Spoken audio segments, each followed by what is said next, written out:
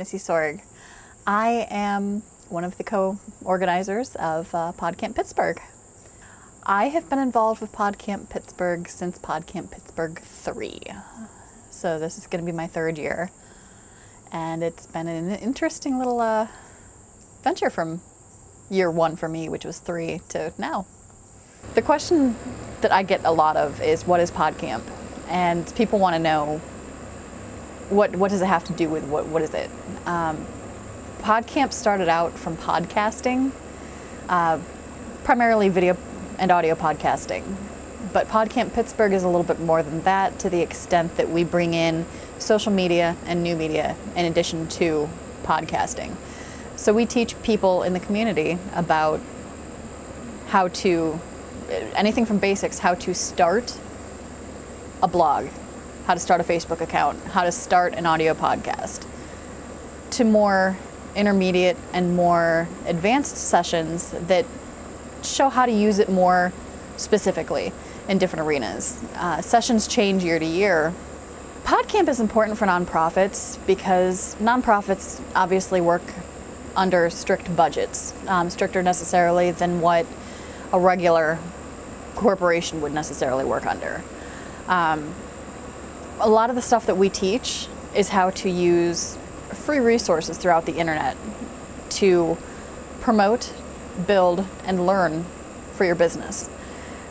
So it's important for the nonprofits because it's a session and information that they would necessarily not have to pay for, that if it was elsewhere, they would have to be paying, you know, upwards of even $500 to attend sessions and different things like that.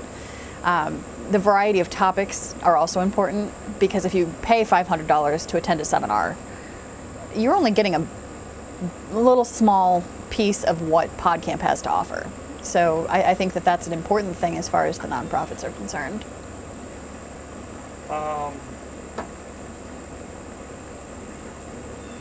What's been your favorite moment from Podcamp? My favorite part as one of the organizers and along the planning process is twofold. I love the planning process itself, the meetings, the getting together with people, the going over ideas for different things. But more specifically, I love to see what all of that planning and organizing and putting together turns into. That weekend for me is kind of like a whirlwind. In comparison, it's kind of like planning a wedding and then actually having the wedding, because there's so much that goes into it, and then it's this huge magical weekend that's just, there's great conversation, there's great sessions. It's just so amazing. That's the best way I can describe it. It's just so amazing. Who have I met with social media that sticks out? I'm gonna say a good solid 90% of the friends that I currently have, I've met through Podcamp, and I've met through social media. I kind of knew them through my husband previously, to the extent that they were his friends, but being involved with Podcamp, they're more my friends than just his friends. I mean, they're still his friends, don't get me wrong, but they're my friends as well. And I've got to meet the Morning Freak Show guys and play softball with them. That's kind of cool. Pit Girl, I got to meet her, which was kind of a huge thing as far as not even necessarily social media in Pittsburgh.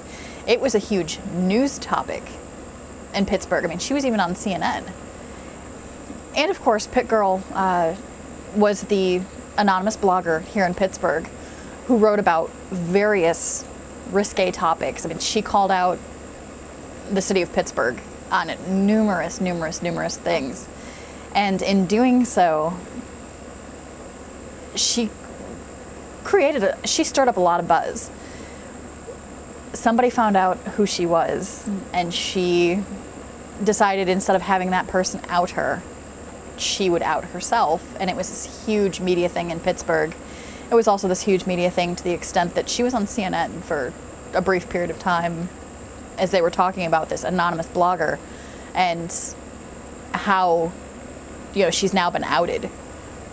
One session that I really wanted to attend was the Culinary Quarry session from last year's Podcamp, Podcamp Pittsburgh 5. As a foodie, I love to see how other people use social media with regard to food.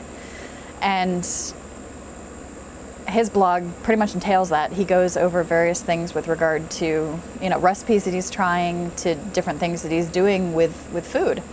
And I really enjoyed the session for that purpose, because it was something that hit home to me as a cooker and a baker and person loving to prepare and do food, that this guy is using social media in a way to promote that.